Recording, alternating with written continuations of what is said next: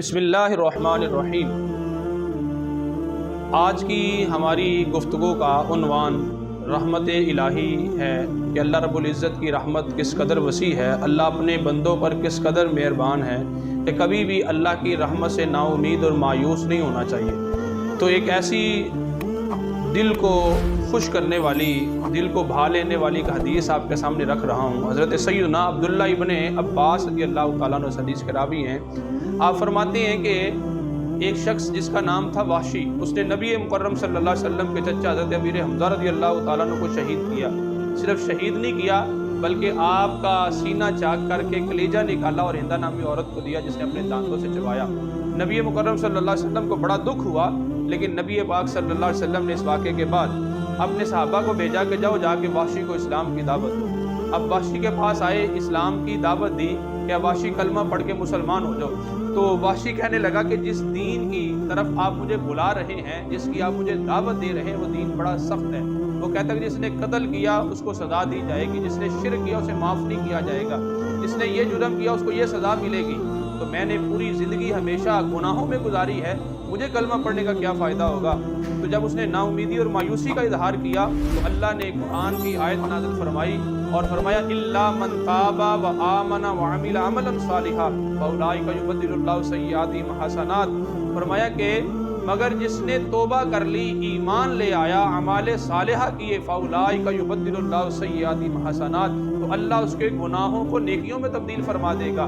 اب دیکھیے کہ آپ سوچ رہے ہوں گے کہ گناہ کس طرح نیکیوں میں تبدیل ہوتے ہیں، اللہ کیسے گناہوں کو نیکیوں میں تبدیل فرماتا ہے۔ تو آئیے ایک بڑا دلچسپ واقعہ حضرت سیدنا عمر فاروق رضی اللہ تعالیٰ عنہ کے زمانہ خلافت کے اندر کہ آپ اپنے دور میں گلیوں سے گشت لگاتے ہوئے جا رہے تھے کہ گلی سے گزر ہوا، سامنے سے ایک نوجوان آ رہا تھا جس نے ہاتھ میں شراب کی بوتل رکھی ہے، اور وہ سامنے سے آ رہا تھا۔ امیر المومنین پہ نظر پڑی اور سوچنے لگا کہ رستہ بھی تبدیل نہیں کر سکتا، اگر رستہ تبدیل کرتا ہوں تو امیر المومنین پھر بھی پکڑ لیں گے، ہاتھ میں شراب کی بوتل، اب کیا کروں؟ اب تھوڑا سا فاصلہ ہے، امیر المومنین کے قریب پہنچنے والا ہے، اس نے اپنی بوتل کو اپنی بغل میں کپڑے کے نیچے چھپا لیا اور آگے چلتا ہوا امیر المومنین حضرت عمر فاروق کے پاس آیا اور دل میں خیال کر رہا ہے کہ مولا آج عمر کی عدالت سے بچا لے، آئندہ کبھی شراب نہیں پیوں۔ اب چلتے چلتے حضرت عمر فاروق کے پاس جب پہنچا، آپ نے پوچھ لیا کہ جوان اپنی بغل میں کیا چھپایا ہوا ہے؟ تو کہنے لگا یہ سرکے کی بوتل ہے۔ آپ نے فرمایا کہ نکالو اور نکال کے دکھاؤ یہ کون کسی سرکے کی بوتل ہے۔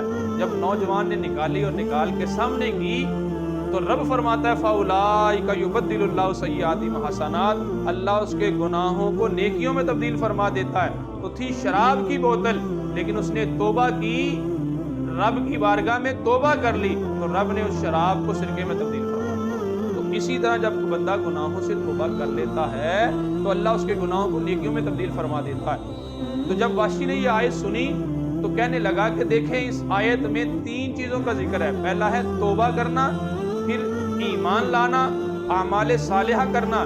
پہلے 2 کام تو میں کر لیتا ہوں، توبہ بھی کر لیتا ہوں اور ایمان بھی قبول کر لیتا ہوں، اور پھر مجھے خبر نہیں کہ میری زندگی کتنی ہے، مجھے کلمہ پڑھنے کا کیا فائدہ ہوگا کہ رب میرے گناہ معاف کرنا چاہتا ہے کہ نہیں کرنا چاہتا، میری زندگی کتنی ہے۔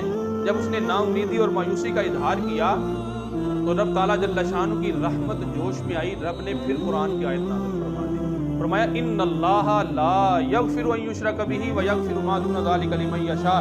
تو فرمایا کہ بے شک اللہ تعالیٰ نہیں معاف فرمائے گا جس نے اس کے ساتھ شرک کیا، مگر جس نے توبہ کر لی تو اللہ اس کے گناہوں کو معاف فرما دے گا۔ ویغفر ما دون ذلک لمن یشاء، اس کے علاوہ، شرک کے علاوہ اس کے جتنے گناہ ہوں گے وہ توبہ کرے گا تو اللہ جس کے چاہے گا گناہ معاف فرما دے گا۔ اب وحشی نے جب یہ آیت سنی تو کہنے لگا کہ دیکھیے اس آیت میں بھی بندے کی بخشش، اس کی مغفرت جو ہے وہ اللہ کی چاہت پہ موقوف ہے، اگر اللہ چاہے گا تو معاف فرمائے گا۔ اب وحشی کو کیا خبر کہ رب اس کے گناہ معاف کرنا چاہتا ہے کہ نہیں کرنا چاہتا۔ تو جب اس نے نا امیدی اور مایوسی کا اظہار کیا تو اللہ رب العزت نے قرآن کی ایک اور آیت نازل فرمائی، فرمایا وَقُلْ يَا عِبَادِيَ الَّذِينَ أَسْرَفُوا عَلَىٰ أَنفُسِهِمْ لَا تَقْنَطُوا مِن رَحْمَتِ اللَّهِ۔ تو ارشاد فرمایا کہ اے میرے وہ بندو جو گناہ کر کر کے اپنی جانوں پہ ظلم کر بیٹھے ہو، لا تقنطوا من رحمت اللہ، اللہ کی رحمت سے نا امید نہ ہونا، अल्लाह की रहमत से मायूस ना होना। इन्नल्लाह यगफिरु ज़ुनूब जमीआ, अल्लाह तुम्हारे सारे गुनाहों को माफ़ फरमा देगा। इन्नहु हुवल गफूरुर रहीम, तो अल्लाह ताला बेहतरीन जो है वो मुआफ़ फरमाने वाला है, बहुत ज़्यादा बख्शने वाला है, बहुत ज़्यादा रहमत फरमाने वाला है। तो अजीज़ दोस्तों, देखो कि अल्लाह की रहमत किस कदर वसी है। उसने तौबा की तो अब वाशी ने कहा कि अब ठीक है, उसने कलमा पढ़ा, मुसलमान हो गए। सहाबा ने अर्ज़ की, या रसूल अल्लाह, कि ये बात ख़ास है वाशी के लिए या कोई भी कर सकता है?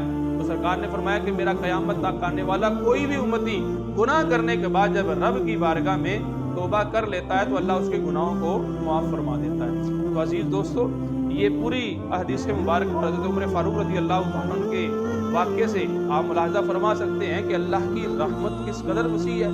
बंदा आए तो सही अल्लाह की बारगाह में, एक आंसू तो बहाए।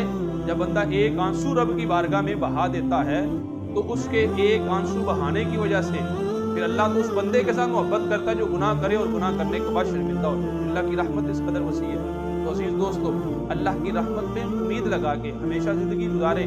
हमारी इस तरह की इस्लामी वीडियोज़ मज़ीद हासिल करने के लिए हमारा ये चैनल सब्सक्राइब करें, शेयर करें, लाइक करें, ताकि हमारी हर आने वाली वीडियो सबसे पहले आपके पास पहुँचे।